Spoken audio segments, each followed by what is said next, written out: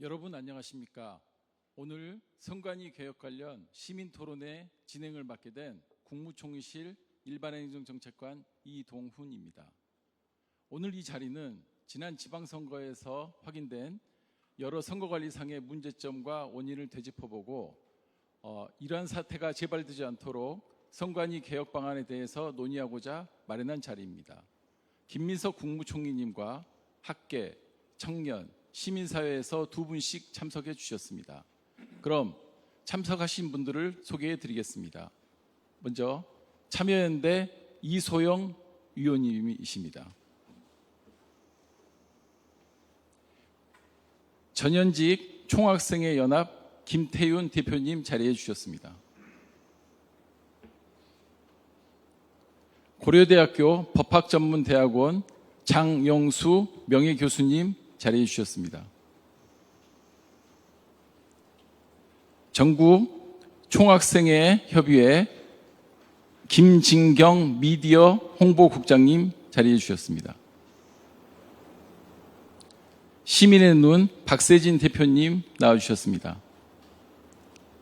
끝으로 가천대 법대 이근우 교수님 자리해 주셨습니다. 일요일 오전 귀한 시간 내주셔서 감사하고요. 본격적인 토론에 앞서 김민석 총리님의 모두 말씀 있겠습니다. 네, 반갑습니다. 일요일 아침 이런 시간에 모여서 토론을 한다는 게 쉽지 않은데 이렇게 다들 와주셔서 감사합니다. 이 민주주의라는 게 참 멀고도 험한 것 같습니다. 어려운 것 같습니다. 이 12.3 계엄, 내란 이것을 이제 저희가 다 잘 정리하는 것으로 우리 사회의 민주주의가 한 단계 진전했나 이렇게 생각하고 있었는데 또 우리가 새로운 민주주의의 어떤 본질적인 문제 앞에 부딪힌 것 같습니다.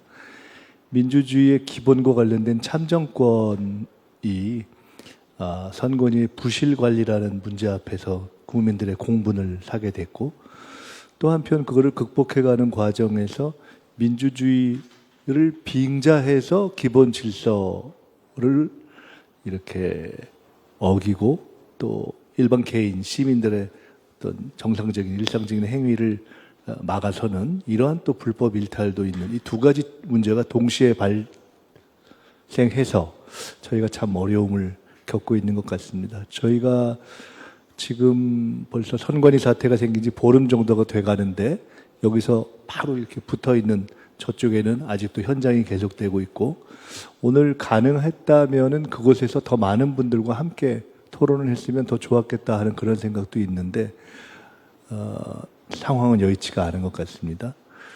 한편으로는 선관위의 개혁을 해야 되고 또 한편으로는 철저하게 문제점을 수사를 해야 되고 그래서 정부가 수사도 시작하고 합동수사본부가 국회가 국정조사도 시작을 했고 뭐 그렇습니다. 그런데 저는 개인적으로 역시 그래도 문제를 해결하는 데 있어서는 근본적 문제를 해결해야 되는데 선관위를 도대체 어떻게 할 거냐에 대한 국민적으로 이해될 수 있는 대안이 정리되지 않으면 이 문제가 해결이 어렵겠구나 하는 생각을 요새 많이 하고 있습니다. 그렇다고 해체를 하기도 어렵고 옛날에 행안부 이전 단계인 내무부 단계, 내무부 시절의 어떤 내무부 산하의 선관위로 가기도 어려워서 어떻게 하면은 이것을 개헌을 통해서라도 선관위의 독립성은 존중하되 외부의 견제와 감시를 받게 하는 쪽으로 가는 것만이 답이 아닌가? 요새 이른바 원포인트 개헌이라고 하는 그 문제를 저는 좀 깊이 생각을 해보고 있는 편입니다. 마침 대통령님께서도 그 말씀을 하셨는데 제가 최근에 헌법학자들께도 자꾸 이렇게 의견을 여쭤보는데 선관위 구성의 문제 또 독립성의 문제 등등에 대해서 원포인트 개헌을 이렇게 하자 저렇게 하자는 말씀들을 주시는 걸 듣고 있습니다. 저희가 할 수 있다면은 여와 야를 넘어서 국민적 공론화를 통해서 이걸 추진해 보면 좋겠다는 생각을 하고 있는데요. 오늘은 이런 차원에서 전체적으로 이번 어떤 문제의 원인, 앞으로의 대안에 대해서 여러분들을 모시고 이런 자리를 갖게 됐습니다. 다시 한번 너무 감사드리고요. 저희도 정부 차원에서든 또 국회에서든 이 문제를 해결할 수 있도록 최대한 노력하겠다는 말씀을 드리고 다시 한번 오늘 이렇게 시간 내주신 것 감사드립니다. 감사합니다. 네, 총리님 말씀 감사합니다. 오늘 토론회는 효율적 진행을 위해서 먼저 지난 지방선거 과정에서의 원인과 문제점에 대해서 논의를 하고 그다음에 선관위 개혁 방안에 대해서 말씀을 듣도록 하겠습니다. 그러면 이소영 위원님부터 말씀해 주시면 감사하겠습니다. 예, 안녕하십니까. 이소영입니다. 먼저 이번 지방선거에서 발생한 이 선거 관리의 문제는 단순히 투표 용지가 부족했다. 그런 이제 개별적인 그런 사건이 아니고요. 저는 선거를 예측하고 대응하고 또 그 책임지는 전 과정에서 우리 국민의 기대에 너무나 못 미쳤다라고 보입니다. 선거 절차에 대한 신뢰가 없으면 결과에 대한 신뢰는 당연히 없는 거고요. 그러면 우리 민주주의의 근간이 흔들릴 수밖에 없는 일은 굉장히 아주 위기의 사안이다라고 생각을 합니다.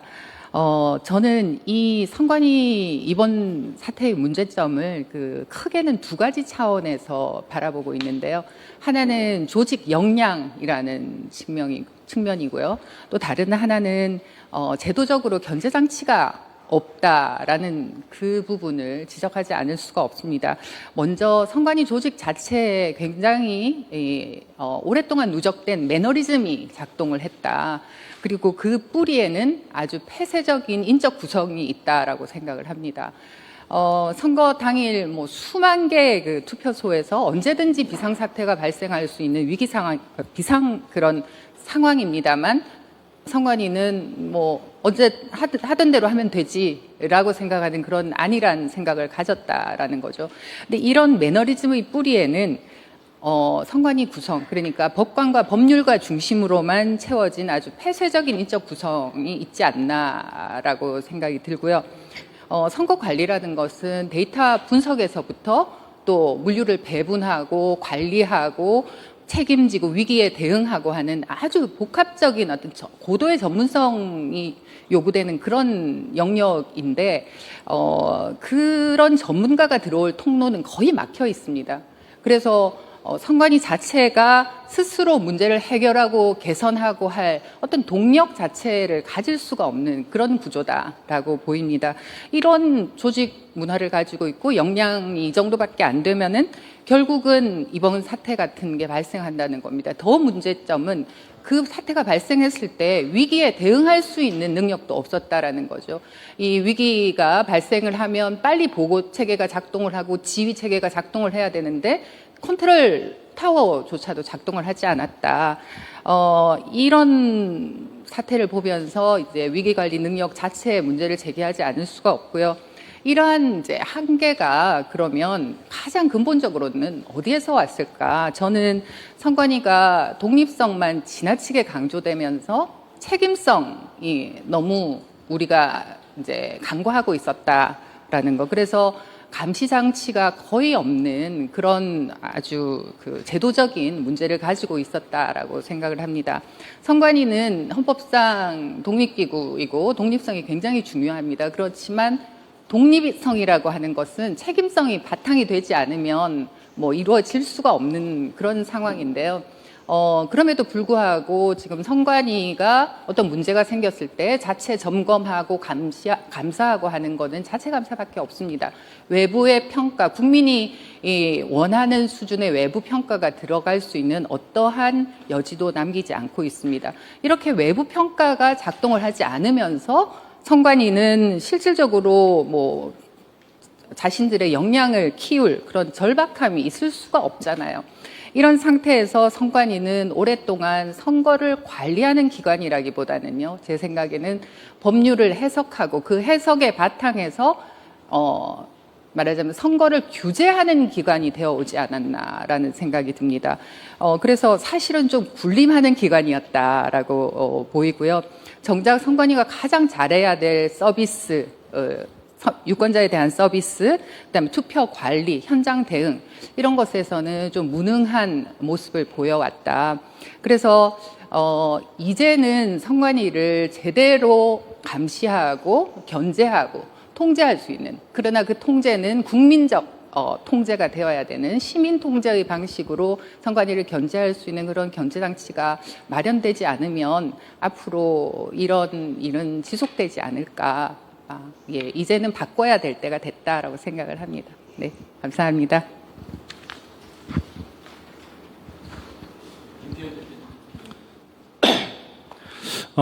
먼저 선관위 어떤 폐쇄성이라든지 아니면 견제기구의 부재라는 측면에 대한 것들은 대표님께서 말씀해 주셨기 때문에 기본적인 부분들과 더불어서 청년들의 분노 포인트가 어느 지점에 있는지를 먼저 문제 원인으로 한번 말씀드려 보겠습니다. 먼저 지금 사실 투표용지 부족 사태와 더불어서 개표소 오기입 등의 문제가 발생하면서 이 대한민국 민주주의의 어떤 불명예에 얼룩이 졌다고 저는 개인적으로 생각을 하고 있습니다. 거기다 더해서 선관위의 미흡한 대응이라든지 비상임 선관위원 체제의 어떤 무책임한 구조, 그리고 선거 기간 중 집중된 어떤 휴가 기간에 대한 것들까지도 독립기관이라는 이유, 헌법상 독립기관이라는 이유만으로 거기다가 회의록에 대한 공개도 거부한 상태입니다. 정말로 납득이 가지 않는 지점들은 뭐냐면, 저희가 학창 시절에 배웠던 방식들은 반장 선거를 해도 이 선거 결과만큼이나 정당성이 중요하다는 것들을 학습해 왔습니다. 그렇게 배워왔던 우리가 봤을 때 지금의 이 과정들의 어떤 잘못된 지점들에 대해서 얼마나 선관위는 책임지고 있는가에 대한 분노가 표출이 되고 있다고 생각합니다. 아울러서 이런 선관위 모습을 보면서 대한민국의 어떤 민주공화정의 토대가 흔들리고 있는 것이 아닌가라는 생각까지도 듭니다. 어떤 4년 전 소쿠리 투표 사태 이후에도 사실 근본적으로 달라진 지점들은 이번 선거에 없는 것 같습니다. 그래서 일부 제도를 손보는 수준이 아니라 완전하게 개혁이라고 이름 붙일 만한 변화가 필요한 시점이라고 생각합니다.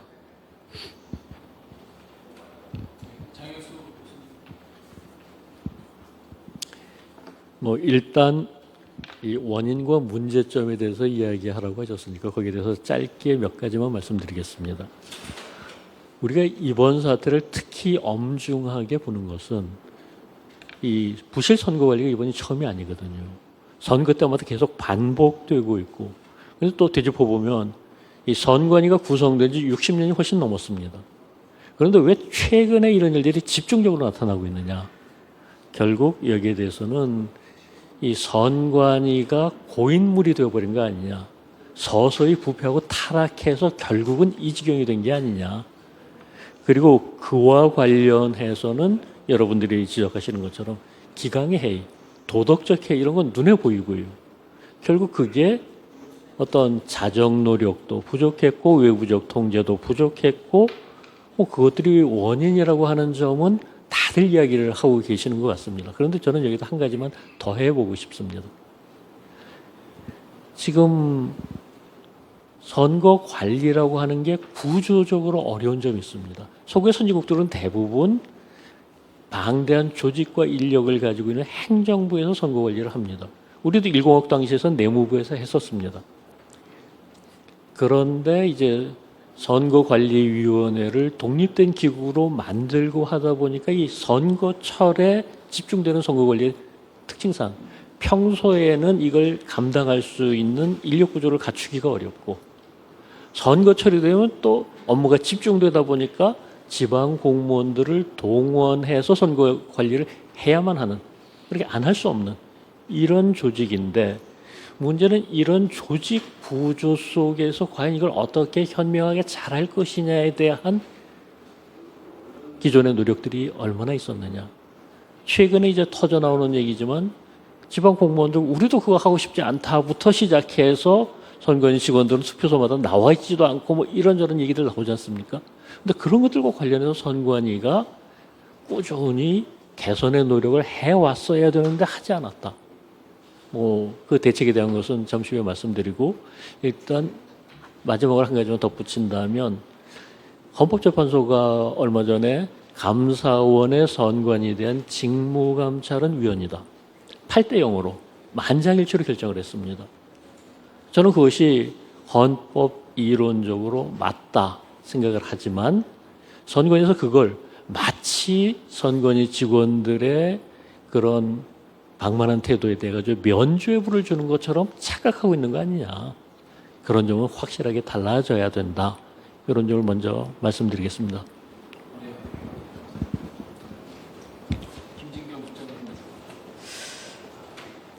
저는 아마 오늘 이 자리에 참석한 패널 중에 유일한 20대일 거고 지금도 대학에 재학 중인 대학교를 다니고 있는 대학생입니다. 그래서 저는 법률가나 전문가 분들의 시선보다는 솔직하게 20대 입장에서 바라보고 있는 이번 사태에 대해서 좀 이야기를 해드릴까 합니다. 사실 이번 사태를 보면서 되게 어떻게 보면 좀 신기했던 부분들이 있었는데 대학생들이 또 청년들이 정치에 관심을 많이 갖기 시작했습니다. 사실 그 전까지 지방선거를 보면 솔직하게 말하면 제 주변에는 이번 지방선거 후보가 누군지도 모르는 친구들이 정말 많았는데 그렇다면 과연 이번 지방선거 사태에 있어서 왜 이렇게 대학생들과 청년들이 목소리를 내고 있는가를 좀 집중해 볼 필요가 있을 것 같습니다. 사실 이게 특정 정당, 뭐 이런 정치인의 목소리 이런 걸 대변을 하기보다는 저희가 지금까지 자라오면서 꽤 많은 사회의 변화가 있어 왔고 저희는 항상 공정한 것을 굉장히 많이 추구를 해왔습니다. 내가 열심히만 하면 충분히 바뀔 수 있다. 이런 가능성을 항상 가지고 있고 공정한 출발선을 만들자고 지금까지 꾸준히 발전해온 대한민국에서 저희의 가장 기본적인 참정권을 침해를 당하는 이 사태에 있어서 특히 더 젊은 세대들이 분노하지 않았나 생각하고 있습니다. 그렇다 보니까 각 대학교에서는 총학생회뿐만 아니라 일반 대학생들도 대자보를 내기 시작하고 특히 총학생회에서는 시국선언도 많이 이루어지고 있는데요.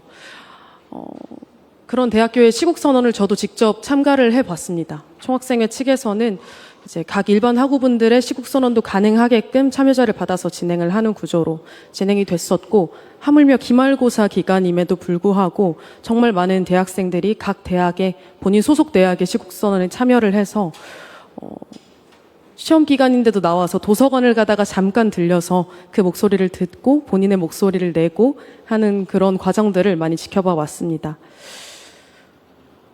저는 오늘 이 자리에서 무엇이 사실이고 무엇이 사실이 아니라고 단정을 하기보단 국민들이 의심하기 시작했다는 사실을 좀 언급을 하고 싶었습니다.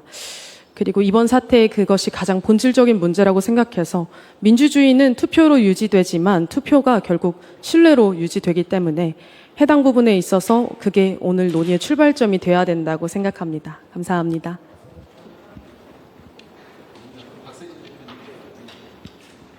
선거감시 활동을 하고 있는 시민의논 대표 박세진입니다. 저는 이제 여기서 그 선관위와 저희가 이제 협의나 이런 것들을 많이 해본 경험들이 있어서, 그러니까 이게 지금 어떤 방향으로 가야 될 건가 이런 것들을 좀 종합적으로 이야기를 드리겠습니다. 지금 이제 벌어진 이 참정권 제한 사태 이런 것들이 이번 기회에 구조 자체를 손봐야 한다고 생각을 합니다. 그러니까 개헌도 필요하면 해야 될 거고요. 그래서 이제 앞서 말씀하신 것들처럼 첫 번째 필요한 거는 위원장 상임화인 것 같습니다. 그래서 지금처럼 비상금 판사님들이 겸직하는, 그러니까 위원장을 겸직하는 구조로는 아무리 사무처가 열심히 일을 해도 사실 소용이 없습니다. 의사결정의 정점에 있는 분들, 그러니까 이제 위원장이 정점에 있는 분인데 그 현장, 선거 사무나 이런 거에 대한 현장을 모르기 때문에 이런 일들이 벌어지는 거고, 제가 알기로 선관위 개혁을 위한 지금 현재 정치권의 TF들도 이런 이제 위원장 상임 전환을 검토하고 있다고 합니다. 그래서 이게 바람직한 방향이라고 저도 생각하고요. 둘째, 앞서 이제 이소용님께서 말씀하신 것처럼 외부 감사 도입의 필요성 이런 것들도 필요하다고 생각을 합니다. 선관위가 감사원 감사를 받지 않는 것은 헌법상 독립성 때문으로 알고 있습니다. 그래서 선관위의 독립은 유지하되 책임을 지게 만드는 구조를 만드는 것이 필요하겠죠. 그래서 예를 들어서 국회가 후보자를 추천하고 대통령이 임명하는 그런 독립적 지위의 특별감사관 같은 제도 이런 것들이 아마 필요하지 않을까 싶습니다. 그래서 선관위에 대한 외부 감찰 기능을 수행하는 방법이 있을 것 같고요. 그리고 이제 이번에 또 많이 언론에서 보도가 되면서 나타났던 일인데 투표 용지 부족뿐만 아니라 개표 과정에서 실수들이 또 있었어요. 그러니까 이게 이제 지금 언론에서 이제 문제가 됐었는데, 그러니까 저희가 투표 그리고 개표 참관인을 전문으로 하고 있는 단체인데, 그래서 투개표 업무도 이참에 바꾸었으면 좋겠습니다.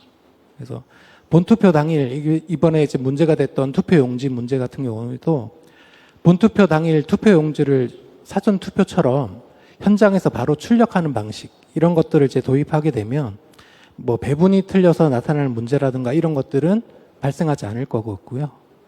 그리고 이제 개표도 마찬가지인데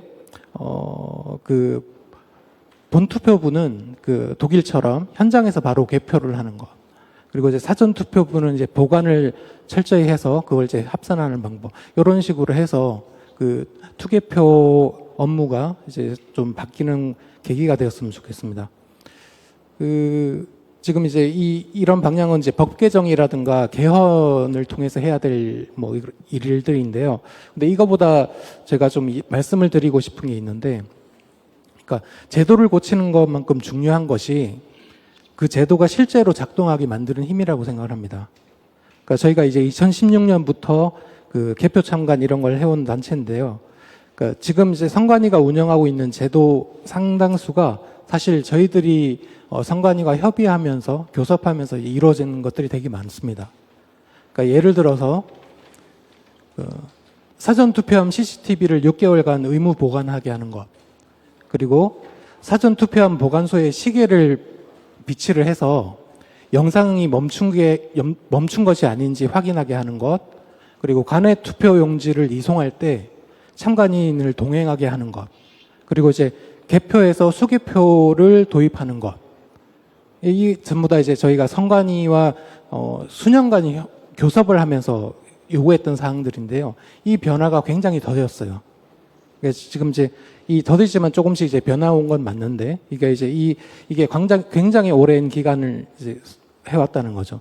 그래서 저희가 새롭게 요구하는 사항이 두 가지가 있습니다.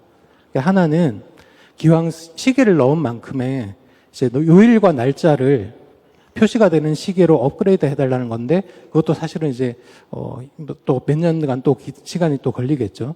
다른 하나는 사전 투표함 보관소 CCTV를 교통방송처럼 실시간으로 중계하는 겁니다. 그러니까 이거 지금 이제 CCTV로 이제 확인을 할 수 있는데, 그걸 이제 실시간으로 교통방송처럼 할 수 있도록 하는 거죠. 그러니까 이게 왜 중요하다고 제가 생각하냐면, 관료제라는 것이 내부 압력만으로는 절대 안 바뀌기 때문이라고 저는 생각합니다. 그러니까 선관위가 뭐 앞서 말한 것처럼 자체적으로 쇄신안 등을 낸 적도 있지만 이행이 잘 안 됐거든요. 그러니까 결국 외부에서 계속 보고, 그리고 이제 계속 요구하고 끝까지 따라가는 이제 저희와 같은 시민단체들이 있어야 제도가 실제로 바뀐다고 생각합니다. 그러니까 오늘 논의되는 뭐 여러 가지 이야기들도 큰 틀의 개혁도 이제 중요하지만, 그 개혁이 만들어진 뒤에 시민단체가 계속 감시하고 교섭할 수 있는 그런 채널을 제도적으로 보장하는 것, 그게 함께 가야 된다고 생각합니다. 그런 것까지 같이 고민해서 이게 이루어졌으면 좋겠습니다. 이상입니다. 예, 가천대학교 법학과 이근우입니다. 제가 생각할 때는 사실 선관위 일이 별일이 아닌데, 사실은 오히려 정확하게 처리만 했어도 욕을 안 먹고 신뢰를 얻을 수 있는 건데, 좀 너무 지나치게 허술한 허점이 발생하니까 사람들의 불신이 너무 커진 거 아닌가라는 생각이 들고요. 그다음에 이제 사실 공무원 조직이 좀 그런 면이 있는데, 조직 규모가 일정화되고 고령화되니까 그 자리를 위해서 조직을 지나치게 확장시킨 거 아닌가. 그래서 정작 가장 기본이 돼야 될 직접 선거관리 사무보다 보니까 정당 사무에도 들어가 있고 위탁 선거 사무라고 각종 공공선거까지 다 발을 넓혀놨는데 굳이 그럴 이유가 있었을까라는 생각이 드는 겁니다.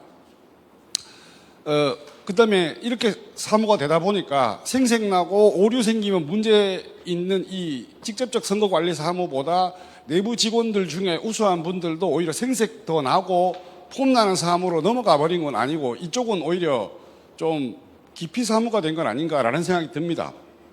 그다음에 선거관리도 이 정확성 문제, 투개표 관리 이런 문제도 있지만 또 단속 사무에 상당수 인력들이 들어가 있고요. 사실 선거법 전체를 아마 국회에서 한번 손 보셔야 될 겁니다. 제가 이제 형법을 전공을 하는데 독해가 불가능합니다. 선거법의 그 벌칙 규정들은 너무 난삽하게 되어 있어서 코에 걸면 코걸이가 되고 귀에 걸면 귀걸이가 되고 그러다 보니 오히려 선관위의 해석이 너무 절대적 역할을 하는 그런 문제를 가지는 거 아닌가라는 게 생각이 들고요. 그 다음에는 사실은 참 지금까지 어떻게 꾸역꾸역 이런 조직으로 잘 왔다 싶은 생각도 듭니다. 역으로. 이미 언젠가 터졌어도 문제가 생겼을 조직 같은데 예를 들면 헌법상 이 정도의 독립성을 인정받아야 되는 기관은 법원과 헌법재판소 정도의 위상이어야 되는데 과연 지금 선관위원회가 그런 조직인가? 그다음에 그런 조직으로 우리가 했으면 뭔가 상임직과 사무처 중심으로 그런 것들이 있어야 되는데 좀 죄송한 말씀이지만 상임위원이 이 법을 보면 무조건 상임위원회가 중앙선거관리위원회부터 그 위원회 중심으로 조문을 구성했는데 사실은 그 위원들이 다 뜨내기인 거죠. 잠시 왔다 가실 분이지 오래 이 사무를 하셨던 분들이 아니라 그다음에 법을 열어보시면 전부 학식과 덕망이 있는 자입니다. 그쪽에 선거관리 사무에 전문성이 있다거나 뭐 그런 것들이 아니라 그냥 애매한 규정으로 그 선관위 사무처가 추천해서 지명받을 수 있는 분들로 채워진 건 아닌가. 물론 뭐 중앙선거위원회 경우에는 국회, 대통령, 법원 이런 추천 제도가 좀 명시가 되어 있지만 각급 선거관리위원회로 내려갈수록 그런 문제는 좀 더 심해진 거 아닌가. 그래서 혹시 내부에서 적당한 분들로 말썽 안 일으킬 이제 공무원들 입장에서요 문제점 지적 안 하고 무난히 넘어가실 분들로 채워진 건 아닌가 하는 의심이 있습니다. 그러니까 역으로 보면 법이나 법령에서는 자꾸 위원회를 중심으로 위원회에다 권한을 부여했는데 위원이 제일 비전문가인 겁니다. 잠시 그때만 왔다 가는 선거관리나 선거사무에 관한 제일 모르는 사람이 위원으로 제일 높은 자리에 앉아 있고 그러다 보니 밑에 있는 그 실질 사무 담당자들이 또 활동할 여지를 만들어버린 거 아닌가라는 생각이 좀 들었습니다. 조금 이따가 이제 개혁 방안에 관해서도 말씀드려야 되겠지만, 우리 장 교수님도 말씀하셨는데, 이 헌법재판소가 권한쟁의 심판에서 너무 멋진 말을 써버려가지고, 과연 이 법률에 의한 개혁이 또 헌법을 근거로 그걸로 갖고는 안 된다. 이것도 입법으로 들어올 수 없는 부분이라고 또 해버리면 그런 부분이 있어서 궁극적으로는 아마 뭐 원포인트 개헌이 되든 다음 개헌 때 반영을 하든 좀 그런 새로운 방안들을 우리가 모색해 봐야 될 때가 되지 않았나 그런 생각이 들었습니다. 예, 이상입니다. 예, 그 선관위의 여러 문제점과 원인들에 대해서 이렇게 말씀해 주셨는데요. 혹시 총리님 뭐 간단히 좀 예, 그러면 바로 입으로 넘어가서 선관위 개혁 방안에 대해서 이소영 위원님부터 이렇게 말씀해 주시면 감사하겠습니다. 예, 이미 여러분들께서 선관위 문제점 얘기하시면서 개혁 방안 많이 말씀을 해주셨는데요. 그리고 지금 우리 이제 언론이나 또 사회적으로도 굉장히 많은 논의를 하고 있는 것 같습니다. 기본적으로 그 선관위가 너무 우리 지금까지 너무 독립성만 강조되어 왔다라고 하는 것에 좀 우리가 포인트를 맞추고 이제는 이걸 좀 바꿔야겠다라고 생각을 합니다. 사실 그 1987년 헌법이라고 하는 것은 권력이 어떻게 개입하지 않게 할 것인가 라고 하는 것이 너무 중요했기 때문에 권력의 선거 개입을 막기 위해서 선관위에게 강한 독립성을 부여했던 것이 맞습니다. 그렇지만 지금 시대가 변하고 우리 국민들은 이 기관의 투명성과 책임성에 대해서 아주 이제 큰 요구를 하게 됐고요. 그럼에도 불구하고 우리 헌법에는 독립성만 강조되어 있지 투명성이나 책임성이라고 하는 것은 전혀 나와 있지 않습니다.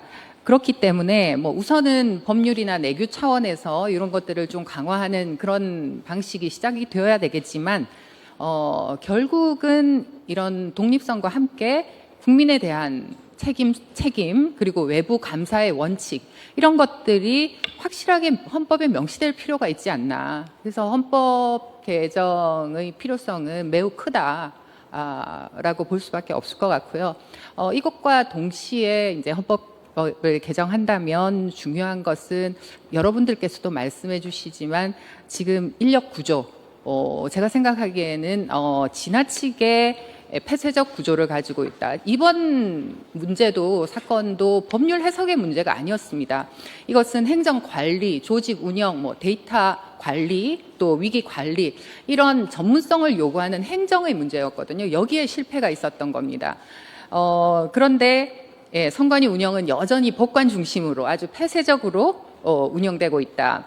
현재 선관위는 대통령 추천 3인, 국회 추천 3인, 그리고 대법원장 추천 3인으로 9인으로 구성됩니다만 이제는 다양한 분야의 전문성이 좀 반영될 수 있도록 이런 위원 정수를 늘린다든지 또는 뭐 위원회 일부를 전문가나 시민사회의 대표성을 띌 수 있는 이런 분들의 추천으로 한다든지 이젠 바뀔 때가 됐다. 그렇게 해야 선관위가 종합적인 선거관리 기관으로 발전할 수 있고 시민의 대표성을 갖춘 기관이 될 수 있다라고 생각을 하고요. 이렇게 이제 되면은 우리가 본격적인 어떤 외부 감시 체계를 확실하게 만들어야 된다. 그 감시 체계의 기본은 국회를 중심으로 될 수밖에 없다라고 이제 생각을 합니다. 그것이 특별위원회가 되든 아니면 상설위원회가 되든 이 선거법 해석 같은 정치적 영역은 배제하고 확실하게 어떤 행정 영역, 조직 운영에 대한 부분에 있어서는 정기적인 감사가 필요한 그런 이제 우리가 체제를 시스템을 갖춰야 되겠다라고 생각을 하고요. 마지막으로 저는 정말 중요한 거는 선거법과 선관위 역할을 좀 우리 사회에서 재정립해야 된다라고 생각합니다. 저는 이게 이제 가장 중요한 개혁이라고 생각을 하는데요. 아까 이근우 교수님께서도 지적을 해주셨습니다. 그동안 시민사회는 우리 선거 규제가 너무 지나치게 세세하게 아주 있어서 정치적 참여나 표현의 자유를 너무나 제한한다라는 문제 제기를 굉장히 많이 해왔습니다. 실제로 선거 때가 되면 정치인들은 유권자를 설득하는 것도 뭐 중요하지만 그것만큼 중요한 게 선관위가 어떻게 유권 해석을 하는가에 너무 신경을 쓸 수밖에 없습니다. 그 결과 선관위가 선거를 지원하는 기관이라기보다는 선거를 규제하는 기관 같이 그렇게 인식되어 왔고요. 그렇지만 생각해보면 선관위의 본질적 역할은 국민의 참정권 보장입니다. 이번 사태는 선관위가 선거 규제에는 좀 익숙하지만 선거 관리에는 얼마나 무능한가라는 걸 보여준 거고요. 그래서 이제는 선거법 전반을 검토를 해서 불필요한 규제는 줄이고 시민의 정치적 표현은 좀 넓히고 선관위는 규제 중심이 아니라 유권자의 참정권을 보장하는 유권자의 선거 참여를 지원하는 기관으로 정말 거듭나야 된다라고 생각합니다. 그래서 이런 선거 자체가 모든 기반부터 다 참여 중심의 선거가 될 수 있도록 해야 되지 않나라고 생각을 합니다. 네. 네. 먼저 선관위 개혁에 대한 부분들은 국민의 신뢰성, 그러니까 선거제도에 대한 신뢰성 회복과 더불어 같이 움직여져야 된다는 말씀 드리고 싶습니다. 그런 측면에서 이 과정에 대한 투명성 역시 담보되어야 됩니다.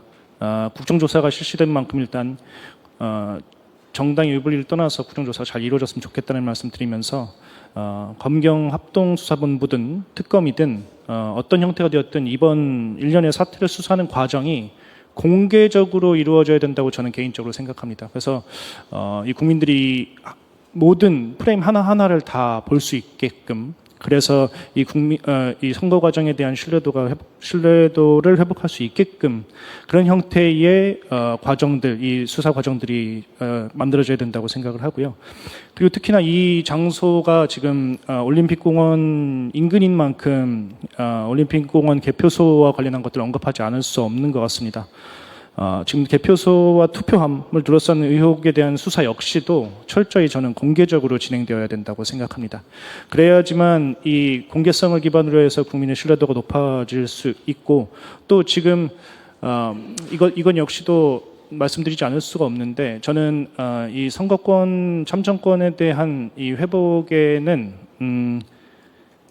그 어떤 다른 가치들보다도 우선되어야 된다고 생각합니다. 지금 현재 올림픽공원 체육관의 어떤 개표소 법적 지위에 대해서 유지되고 있다고 해석이 가능한 만큼 어떤 경찰력을 동원해 가지고 진입한다든지 이런 것들은 2차 참정권 침해에 대한 것들, 이 선거권에 대한 훼손에 대한 것들이 될 수 있다고 생각하기 때문에 그런 의문과 불신에 대한 것들을 이어지지 않을 수 있도록 정부에서도 역할을 해야 된다고 생각을 하고 있고요. 이런 과정의 투명성이 담보되어야지만 선거제도에 대한 신뢰가 기본적으로 회복할 수 있는 토대 역시도 만들어질 수 있다라고 생각을 합니다. 그 두 번째로는 결과에 대한 정당성 역시도 매우 중요합니다. 사실 선관위 어떤 방만한 선거관리 운영으로 인해서 상황이 여기까지 왔습니다. 그리고 국민들이 이번 선거 결과에 대해서 납득할지 저는 의문입니다. 제가 가장 두려운 지점은 뭐냐면 투표용지가 부족한 어떤 위법한 사례가 발생했음에도 불구하고 개표수가 잘못 입력되는 일이 벌어졌음에도 불구하고 투표 결과에 직접적인 영향을 끼치지 않았다는 이유만으로 이 문제가 아니라는 인식들이 어떻게 보면은 기성세대는 어느 정도 있는 것 같습니다. 이 지점에 대해서 저는 많이 놀랐고, 제가 이제 나중에 학부모가 되었을 때 우리 아들, 딸들이 반장 선거를 나가서 방금과 같은 일들이 있어서 저한테 아빠 이런 문제가 있었는데 이거 괜찮은 거라고 했을 때 괜찮아라고 저는 얘기할 수가 없습니다. 제가 배운 바로는. 그런데 지금 흘러가는 과정들을 보면 이런 부분들은 그냥 넘어가는 것 같은 느낌들도 받고 있어서 어떤 이 결과에 대한 정당성 부분도 꼭 논의돼야 되는 지점이라고 생각을 하고요. 이런 부분들 때문에 정말 다양한 의견들이 있는 것 같습니다. 그러다 보니까 제도 개혁에 대한 포괄성 역시도 언급하지 않을 수 없습니다.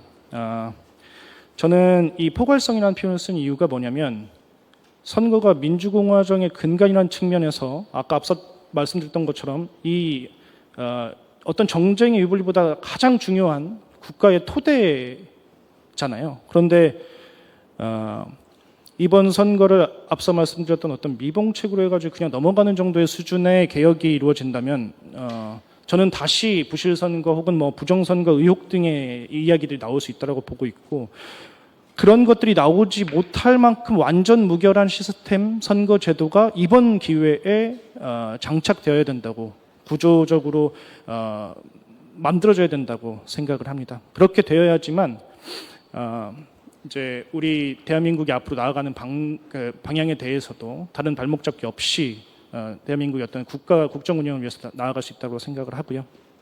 그런 점에서 포괄적인 공론회장이 있어야 됩니다. 사실 여기에서 뭐 어떤 말씀들을 더 해주실 수 있을지 모르겠지만, 정말 노골적인 이야기들, 뭐 사전투표는 폐지가 돼야 된다 혹은 뭐 유지가 돼야 된다부터 시작해서 당일투표는 어떻게 돼야 된다 등등등 다 얘기할 수 있는 정말로 공개적인 공론회장이 저는 있어야 된다고 생각합니다. 그런 의견들이 다 들어서 모두가 납득할 수 있는 형태의, 그래서 선거제도가 7, 8알의 국민들이 납득하는 것이 아니라 100의 국민들이 납득할 수 있는 방향, 그걸 지향해야만 지금의 국민의 어떤 신뢰도 회복에 한 걸음 나아갈 수 있지 않냐라는 말씀 드리고요. 그리고 구체적인 선거제도의 어떤 개혁에 대한 것들은 저보다 이제 전문가분들께서 뭐 선거관리위원회 위원장의 어떤 상임화라든지 혹은 선관위 역할 축소 등등에 대해서 말씀해 주실 것으로 보고 있습니다. 다만 그냥 청년의 어떤 목소리 중 하나라고 생각해 주셨으면 좋겠는데, 이 선관위에 대한 감독 권한이 행정부라든가 입법부, 사법부 어느 가운데로 또 집중이 된다면 또 다른 형태의 권력 독점으로 이어질 수 있다는 걱정이 좀 됩니다. 그렇기 때문에 뭐 헌법상의 독립기구라는 말씀도 하셨지만 구조적으로 시민의 영역에서의 참여 역시도 이 기구, 견제기구, 감시기구에 같이 포함되어야 되지 않나라는 생각을 하고 있습니다. 마지막으로 사실 제가 이 사태를 보면서 어떤 감상을 느끼냐면요. 사실 저는 총리님과의 간담회 이후로 처음에는 그 좌진영한테 속된 말로 욕을 먹었습니다. 그리고 조금 더 있다가 우진영한테 욕을 먹었습니다. 그래서 사실 이 자리 나오는 데 있어서 우리 총학생회장 그 전직이든 현직이든 좀 조심해야 되는 거 아니냐라는 말을 했는데, 그럼에도 불구하고 이 자리 나와서 이렇게 발언을 드리는 이유는 뭐냐면 저는 이런 그림이 그려지거든요. 제 그 4차 산업혁명이라고 얘기할 만큼의 어떤 글로벌 경쟁 사회에서 트랙에 서서 대한민국이라는 국가가 달리기 경쟁을 하고 있는데 이제 선거제도라는 요 문제 지점 때문에 마치 어떤 특정 무릎 부상을 당해서 지금 뛰지 못하는 상황이 되었다라는 생각이 듭니다. 이게 얼마나 사회적으로 비용인가요? 국가적인 낭비고. 이제 그런 측면에서 제가 계속 말씀드리지만 이 부상에 대한 것들 대충 떼우고 넘어가면 또 다칠 겁니다. 이거는 여야의 정부가 바뀐다고 하더라도 또 이런 문제들에 대한 것들 얘기 나올 거고요. 그런 차원에서 제가 계속 말씀드린 것처럼 국가가 더 발전하기 위해선 이번 문제에 대한 것들을 완전히 진짜 혁신적인 개혁이라고 할 만큼의 구조적인 변화가 필요하다고 생각을 합니다. 그게 대한민국이 글로벌 사회에서 경쟁력을 갖는 길이라고 저는 믿고 있습니다. 감사합니다. 우리 장 교수님 넘어가시 전에 한마디만. 우리 김 회장님, 우리 김 대표님, 저 지난번에 간담회 하고서 좌우에서 그렇게 골고루 욕을 들으셨다니까 좀 미안하기도 하고, 근데 또 이 자리에 그렇게 나와주신 그런 또 마음을 이렇게 정하신 게 좀 고맙기도 하고 그렇습니다. 예. 그 말씀 드려야 되겠네요. 예, 시간이 많지 않은 것 같아서 이제 압축적으로 말씀드리겠습니다. 일단 가장 기본적인 전제는 선거 관리는 정책 중립이어야 되고, 따라서 선관위도 정책 중립이어야 한다. 그러다 보니까 이제 선거 당사자인 대통령의 영향력이나 국회의원들의 영향력도 굉장히 조심스러울 수밖에 없다. 헌법재판소가 대통령 소속하에 있는 감사원이 직무감찰하는 것에 대해서 이거는 안 된다, 위헌이다라고 판단했던 이유도 거기에 있다. 그 점을 먼저 말씀드리고요. 일단 구체적이고 개별적인 대책들에 대한 건 많이들 이야기가 됐기 때문에 저는 기준점으로 한 3가지 정도를 말씀드리려고 합니다. 이미 여러분들이 말씀하셨고 또 하시겠지만 이 선관위 위원들의 상임화 등 가시적이고 변화를 실감할 수 있는, 그동안에 부실선거관리 있을 때마다 뭐 개혁한다 어쩐다 하더니 뭐가 달라졌냐 이런 얘기 더 이상 나오지 않도록, 첫 번째고요. 두 번째로는 우리가 제도 개혁을 또 이렇게 가시적으로 눈에 띄는 개혁하겠다 했었을 때 항상 드러나는 것 중에 하나가 순기능보다 오히려 역기능이 커지는 경우입니다. 예를 들어서 지금 우리 사회에 있어서는 이 부정선거 음모론이라는 게 굉장히 크게 작용하고 있습니다. 만약에 지금 이 사태도 선관위가 했는데 이렇다 하니까 이 정도지, 만약에 행정부가 선거 관리를 했는데 이런 일이 벌어졌다? 엄청났을 겁니다. 결국 선거 제도 개혁, 선관위 개혁 다 필요한데 그게 자칫 부정선거 음모론을 키워주는 그런 쪽으로 가서는 절대 안 된다. 그거 두 번째로 말씀드리고요. 그리고 이제 세 번째로는 관련해서 이 선관위 폐지 혹은 이 총리님께서도 뭐 원포인트 개헌 뭐 이런 것들 얘기하셨는데 개헌을 통해 가능합니다.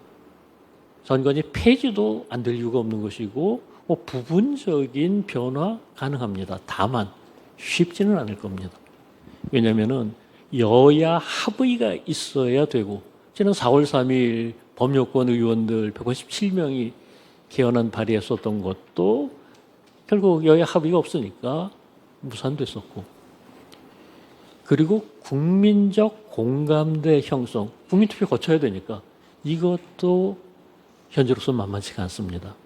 왜냐면은 이거 선관위 폐지하고 뭐 또 아예 마음 놓고 부정선거하려고 그러는 거 아니냐, 이런 식의 터무니없는 의혹이 안 나온다고 아무도 장담 못합니다.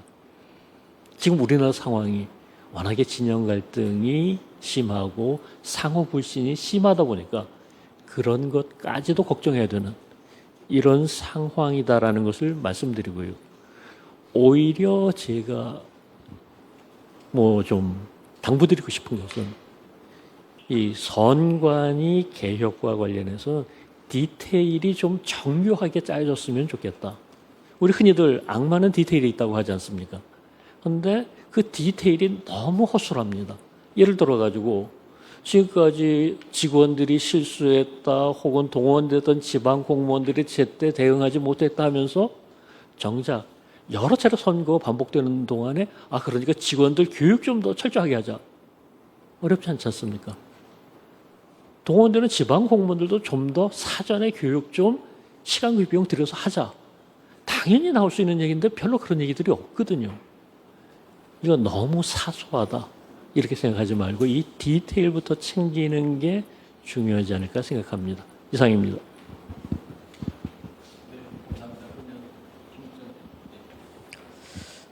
앞서서 말씀해 주신 부분들에서도 충분히 제가 말하고 싶은 부분들도 많이 섞여 있었지만 다른 부분에 있어서 또 제가 말씀드릴 수 있는 부분을 말을 해보자면 굉장히 많은 국민분들께서 뭐 사전투표를 폐지해야 된다 혹은 그대로 유지하되 개선이 필요하다, 뭐 재선거가 필요하다, 뭐 수개표가 필요하다, 그런 말들을 굉장히 많이 해주시고 계신데 과연 그 요구가 모두 옳은지 실제로 가능한 것인지는 아마 앞으로 전문가들과 정치권에서 충분히 논의가 되어야 할 문제일 것입니다. 다만 그 목소리가 나오는 부분에 집중해야 한다고 생각합니다. 그 출발점에서는 사실 국민들이 정말 부정선거였으면 좋겠고 이 선거는 모든 게 잘못됐고 내가 꿈꿔왔던 게 다 잘못됐고 이게 포인트가 아니라 그게 아니었으면 좋겠다는 마음에서 비롯되는 목소리라고 생각하거든요. 그래서 지금의 청년들은 특히 단순히 믿어달라라는 말뿐만 아니라 결과뿐만 아니라 과정을 굉장히 중요시한다고 생각합니다. 그래서 아마 앞서 굉장히 많이 말씀되었겠지만 진상규명 과정이 최대한 신속하고 투명하게 진행이 되어야 합니다. 이 과정이 너무 길어지면 길어질수록 국민들은 지치고 점점 기대가 포기로 변질될까 그 방법이 좀 그 부분이 좀 두렵습니다. 두 번째로는 선거 관리 과정에서의 책임 구조가 명확히 돼야 할 것입니다. 지금 아까 이제 이근우 교수님께서도 말씀해 주셨지만 굉장히 상임위원이라던가 여러 가지 현재 선관위 구조에서 책임 소재가 명확하지 않다거나 뭐 교육이 잘못됐다는 말로 흐트려 뭉뚱그려진다거나 하는 부분들에 있어서 앞으로 개혁이 진행될 때는 해당 구조의 책임 구조가 명확화되어야 할 것입니다. 그리고 그런 앞선 부분들을 말한 개혁 과정에서는 굉장히 다양한 목소리가 함께 공존해야 한다고 생각합니다. 아까 앞에서 김태훈 대표님께서 말씀해 주셨지만 이런 의견 저런 의견이 모두 다 받아들여졌을 때 저는 재선거를 주장하는 국민들도 혹은 현행 결과를 존중해야 한다고 하는 국민들도 결국 같은 질문을 하고 있다고 생각합니다. 내 한 표가 정말 제대로 관리가 되고 있는가? 그것 때문에 사실 이 문제의 시발점이 지금까지 이어지고 오고 있다고 생각합니다. 이런 다양한 방면들에 있어서 저는 마지막으로 총리님한테 한번 질문을 드려보고 싶습니다. 제가 알기론 총리님이 딱 제 나이 때쯤부터 사회 구조에 관심을 많이 가져주시고 그 부분에서 목소리를 정말 많이 내주셨다고 알고 있습니다. 만약 총리님께서 지금 제 나이 20대 초반 정도 되는 나이고 대학생이라면 지금 현 상황에 있어서 어떤 방안으로 이 사회적 합의를 좀 도출해낼 수 있는 방안을 찾던가 혹은 어떤 방안으로 좀 목소리를 낼 수 있을지 저는 사실 그 부분이 답이 될 수 있다고 생각을 하고 있거든요. 그래서 해당 부분 질문하면서 마무리하도록 하겠습니다. 요거 아주 간단하게 제가 단답하고 또 넘어가면 저 미리 생각을 안 해본 질문인데 지금 이런 생각이 들었어요. 제가 20대 때는 여기 저랑 연배 비슷한 분들 계실 텐데 80년대 이른바 학생운동이 우리 사회의 민주화를 좀 선도하던 시절이었지 않습니까? 근데 제가 지금 기억나는 장면은 제가 서울대 학생회장이었는데 그때는 저희가 서울대 아크로폴리스의 사회 각계의 인사들을 모셔서 토론회를 열면 다들 오셨던 시절이에요. 근데 저는 지금 최근에 이걸 보면서 아마 마무리 때도 말씀드리려고 하는데 학생들이 새로 문제를 제기한 것이 저는 굉장히 중하게 이렇게 곰씹어 봐야 될 일이라고 생각해서 결론부터 말씀드리면 한번 학생들이 주도가 돼가지고 이런 토론회 있잖아요. 사회 각계층을 불러서 뭐 학생연합으로 해서 캠퍼스로 불러도 좋고 어떤 공간을 해도 좋고 학생들이 이거 우리 사회에 이 문제를 어떻게 해결해야 되겠냐라고 한번 주도해봐도 좋지 않냐. 그렇게 푸는 것이 오히려 우리 사회의 이 문제의 공론적 해결에 도움이 되지 않을까? 결론은 어떻게 날지 모르겠어요. 한번 그런 걸 해보셨으면 참 좋겠다는 생각이 저는 문득 듭니다.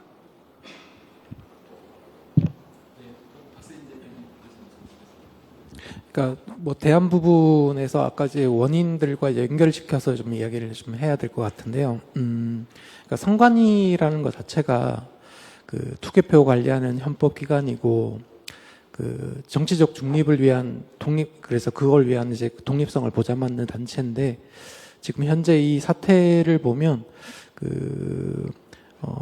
이제 그 독립성이 신뢰를 위한 장치였는데 그게 견제가 없었기 때문에 오히려 지금 이제 신뢰를 잃어버린 상황. 그래서 이제 어떤 사회에서 그러니까 신뢰가 상실되면 비용이 증가될 수밖에 없지 않습니까? 지금 우리가 그 엄청난 고비용을 지금 지출하고 있는 상태이기 때문에 이거를 어떻게 개선시킬 건가 이런 방향을 좀 생각해야 될 것 같습니다.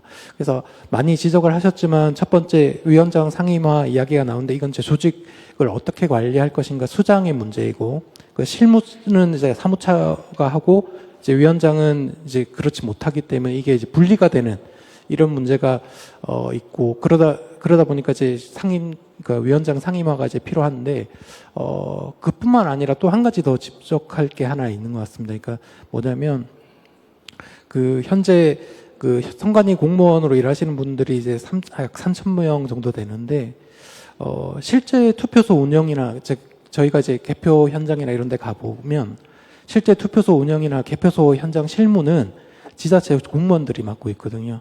그래서 이제 그 구조가 그러니까 선관위가 그제 하는 두 가지가 이제 분리가 돼 있는 상황. 이걸 어떻게 결합시킬 건가? 요것도 같이 고민을 해야 된다고 생각합니다. 그러니까 운영을 어떻게 더 잘할 수 있느냐 이런 것까지 고민을 해야 되고 이번에 송파구에서 벌어졌던 사건이 사실 이거와 연결돼 있었던 거거든요. 그러니까 사실 이제 투표 용지가 부족하다라는 거는 11시부터 이미 연락이 갔다는 거 아닙니까?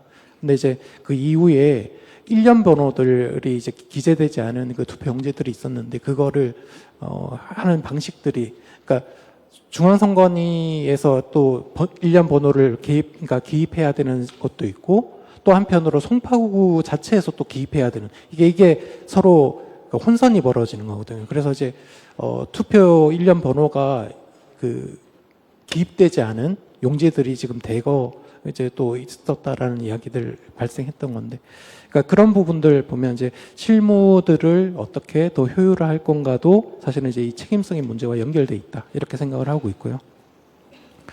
그리고 아까 뭐 투표 관리와 관련해서 이걸 이제 어떻게 할 것이냐, 그러니까 현장에서 투표권 발부를 하는 거 이런 것도 이제 좋은 방법인 것 같은데, 근데 이제 더 중요한 게 하나가 있는데, 그러니까 아까 장영수 교수님이 이야기했는데 그 디테일이 되게 중요하다고 하지 않습니까? 그 교육의 부분. 그러니까 선관위가 이제 그 운영을 할 때 이루어지는 그 교육들이 조금 더 좀 이제 체계적으로 이루어질 수 있는 이런 거 이게 이제 중요할 거라고 생각을 합니다. 그리고 아까 먼저 말씀드린 것처럼 저희와 같은 그런 선거 관리하는 이 시민 단체들이 이제 이 선관위가 이제 하는 업무들을 어떻게 우리가 연결시켜서 서로 참여하고 그리고 감시할 건가, 요 구도들을 조금 같이 고민을 해주시면 저희들도 이제 저희가 한 10년째 이제 활동을 했었는데 이런 것들을 이제 좀 그 그러니까 이제 행정 업무를 하는 데 있어서 그 필요한 내용들을 좀 공유했으면 좋겠다 이런 생각이 듭니다. 이런 방향으로 좀 대안이 마련됐으면 좋겠습니다. 예, 좀 뜬금없지만 헌법재판소까지는 모르지만 대법원장은 아마 사과 멘트를 좀 해야 되지 않나라는 생각이 듭니다. 관행적으로 각급 장들을 법관이 갔는데 아무것도 안 하고 온 거 아닙니까, 사실은? 근데 이미 대한민국 많은 법률에, 그리고 판사들도 무수히 그런 판결을 내렸을 겁니다. 장은 할 수 있는데 하지 않은 일에 관한 부작위 책임을 묻는 형사처벌까지도 하는 제도가 엄청 많아요. 그런데 유독 선관위원장으로 가셨던 법관은 그냥 방관자처럼 앉아있다가 왔는데 무책임하게 사임만 했다. 그러고 책임을 모두 면할 수 있다라고 생각하면 사실은 곤란합니다. 지금은 어쨌든 헌법의 독립성 그리고 법원에 대한 신뢰 때문에 그쪽에다가 장 자리를 맡겨뒀으면 적어도 법원이 좀 더 신경 써서 체크를 할 수 있었으면 막을 수 있지 않았을까라는 생각이 들고요. 그러니까 적어도 법원 입장에서의 코멘트는 좀 가야지. 이거 사건 벌어지고 중앙선거위원장 사임하고 또 관련 송파 사임하고 아마 이제 앞으로 부장검사급이나 각급 선거관리위원장 안 들어갈걸요, 아마. 예. 그러니까 안 들어가고 회피할 형태로 갈지 아니면 법원이 좀 더 개입할 수 있는 적극적, 그러니까 위원장이 갈 때 감사직을 같이 데려 들어가든지 관리할 수 있도록 뭐 그런 좀 법원의 반성, 각오 같은 것들도 좀 필요하지 않을까라는 생각이 듭니다. 그 다음에 저는 뭐 사실 현장의 그 의혹이나 뭐 이런 것도 충분히 뭐 그러실 분은 있는데 갑자기 수능 문제 관리가 생각이 났습니다. 예전에는 수능 문제가 뭐 유출이 됐다는 동 뭐 그러다가 한국에서 지금 비행기도 안 띄울 만큼 수능 관리 하거든요. 적어도 선거 관리도 마찬가지로 그 정도로 어떤 신뢰도 지금도 누가 뭐 수능 문제 관리 갖고 문제를 삼는 사람은 이제 없으니까요. 워낙 철저히 관리를 했기 때문에 충분히 할 수 있다고 생각을 하고, 그 다음에 이제 또 하나의 문제가 자꾸 조사 수사에다가 너무 많은 기대를 하시는데 조사 수사는 별게 없습니다. 적어도 헌법상 진술 거부권이 있고 자기 책임을 인정하는 셈이 되기 때문에 그래봐야 자꾸 도망다니고 회피적 답변밖에 하니까 지나간 과거를 밝혀내는 노력이지 앞으로 바뀔 미래를 어떻게 설계할 수 있는 노력은 안 되는 겁니다.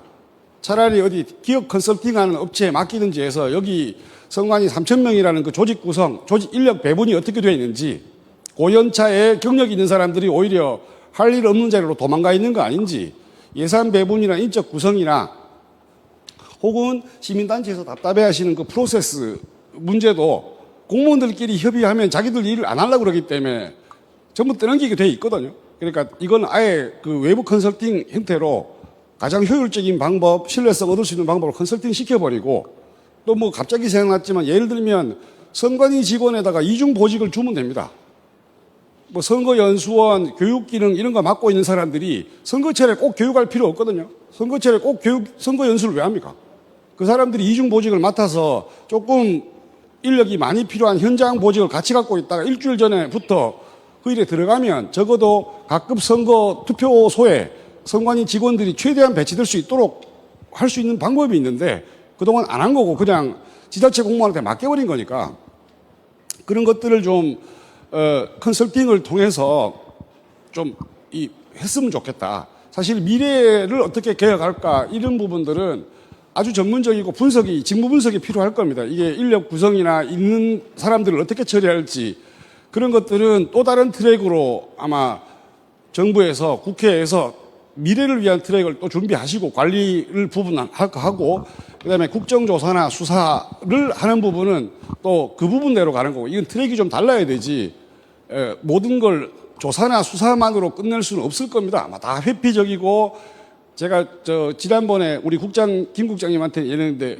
결국 저게 고의 입증이 안 될 겁니다. 일은 망했는데 고의로 직무유기한 건 아니고 하다 보니 바빠서 하다 보니 정신없어서 이래버리면 징계 사유는 되는데 처벌하기는 쉽지 않을 경우들이 많을 거거든요. 그러니까 그쪽에 대한 트랙은 그쪽대로 가고 미래를 위한 어떤 컨설팅이나 전문적인 어떤 직무 분석과 인력 배치가 필요할 것 같다. 그런 말씀 드리겠습니다. 예. 네, 그 선관위 개혁 관련해서 여러 좋은 의견 감사합니다. 벌써 지금 정해진 시간이 다 돼가는데요. 제가 지금 총리님 취임하신 지 1년이 거의 다 돼가시는데 참석자분들 의견을 이렇게 많이 적으신 건 처음 봤습니다. 아마 여러 말씀을 이렇게 해서 해주실 것 같습니다. 예. 제가 이제 조만간 총리직을 내려놓는데 그때가 되니까 더 이렇게 귀한 말씀들이 이렇게 쏙쏙 들어오고 그런 것 같습니다. 제가 뭐 긴 말씀 안 드리고 그냥 오늘 제가 딱 생각난 거, 이거 앞으로 이렇게 해가야 되겠구나 싶은 거를 정리된 생각을 딱 4가지로 말씀드리겠습니다. 첫째는 이번 선관위 문제에 대한 국민들의 문제 제기, 특히 청년이나 대학생들의 문제 제기는 우리 사회에서 이제 다른 수준, 다른 기준의 공정과 신뢰를 요구하게 됐다는 것을 반영하게 된 거 아닌가라는 것을 저는 받아들여야 할 것 같습니다. 대통령께서도 이게 이 정도까지인가라는 거에 대한 나의 민감성이 떨어져 있었다, 좀 반성하게 됐다는 말씀을 하신 것이 우리 기성세대 전반이 사실은 그래 뭐 이 정도는 실수도 할 수 있지, 알게 모르게 우리가 그런 생각을 한 거 아닌가. 근데 지금 대학생들이 그거를 받아들일 수 없었다는 것은 이 정도 되는 나라에서 이게 말이 되냐 하는, 이제 공정과 신뢰의 기준이 달라졌다는 것을 받아들여야 한다. 이게 첫 번째 생각입니다. 두 번째는 선관위 개혁의 문제는 근본적으로 끝을 봐야 한다. 이번에 차제에 얘기가 나온 김에 끝을 봐야 하고, 그것은 원포인트 개헌이 필요하다면 해야 한다. 근데 그것을 정파적으로 접근할 문제는 아니고 정말로 여와 야와 국민이 진지하게 토론을 해서 이거는 끝을 보자라는 마음을 정해놓고 이건 풀었으면 좋겠다는 게 두 번째고요. 세 번째는 선거제도 제반에 대한 포괄적인 토론 내지 공론화가 불가피하겠구나 하는 생각도 저는 하게 됐습니다.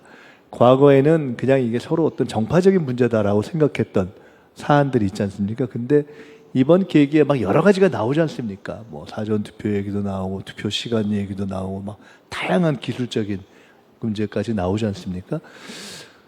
이번에 다 해결은 안 돼도 토론은 시작해야 되겠구나라는 생각을 저는 하게 됐습니다.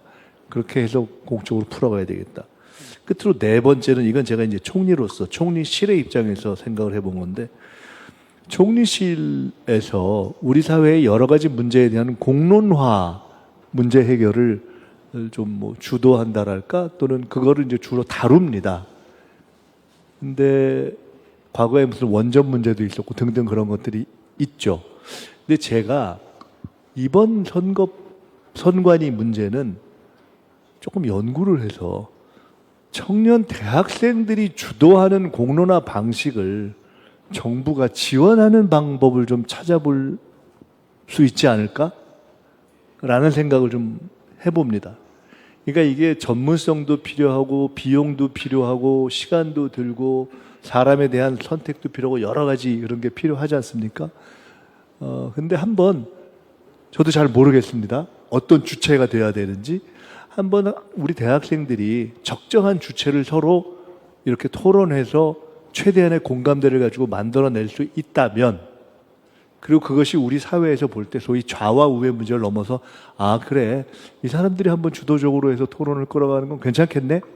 라는 공감대가 만들어진다면 그 공론화의 작업에 대한 경험, 노하우, 앞으로 풀어가는 거, 예산, 이런 과정을 정부는 그야말로 그것을 지원하는 협력자의 차원에서 한번 이번 요 문제에 대한 공론화는 대학생들 주도의 우리 사회적 공론화를 한번 풀어가 보도록 해보면 어떨까.